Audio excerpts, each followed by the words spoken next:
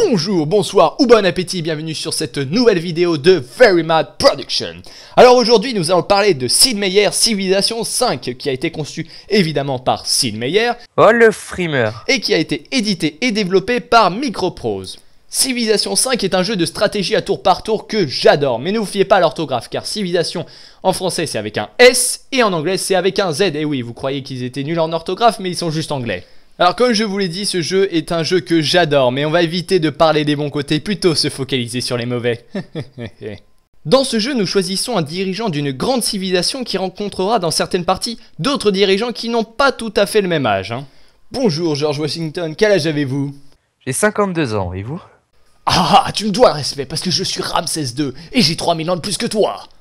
Ce qui est marrant aussi avec les dirigeants, c'est que vous pouvez prendre par exemple Gandhi, le mec le plus altruiste qui s'est battu pour son peuple et l'indépendance de son pays, et faire régner le chaos et la terreur comme Hitler.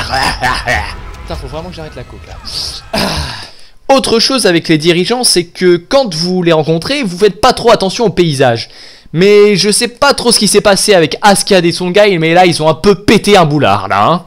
Ah ouais, moi je suis très civilisé. Mais par contre, dès qu'on me fait chier, je boule ça bawak. Hein. Attendez, il y a encore quelqu'un qui me fait chier.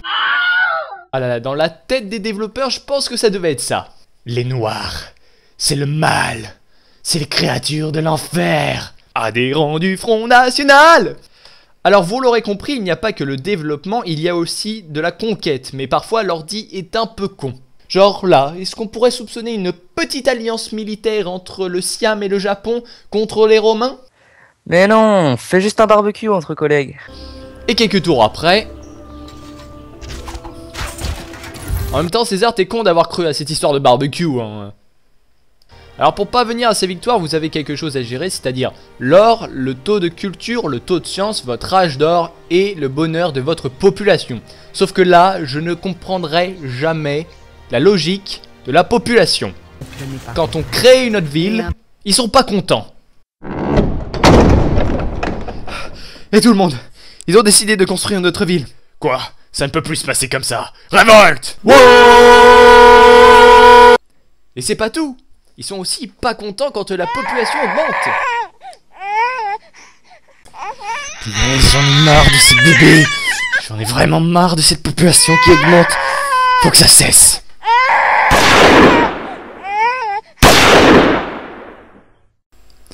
Ah là là, mes oreilles renaissent.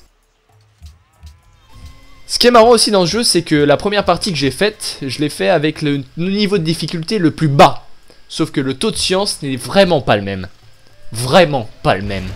Non mais regardez, je leur fous des destroyers alors qu'ils ont une pauvre ville là, qui balance des boulets de canon. Et puis aussi là, je leur envoie des avions là qui bombardent et puis... Quoi? Ils m'ont détruit un avion avec des torches à tête chercheuse. Hein? Et puis aussi là, mes chars. La ville attaque au tir de catapulte. Bon, ça va. Mais là, les archers attaquent, ils détruisent un char. Mais punaise, mais qu'est-ce qui se passe dans ce jeu?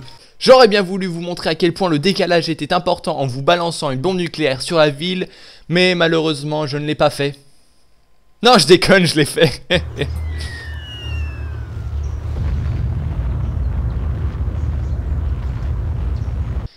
Et voilà, c'était l'épisode 2 de Very Mad Production. Hein?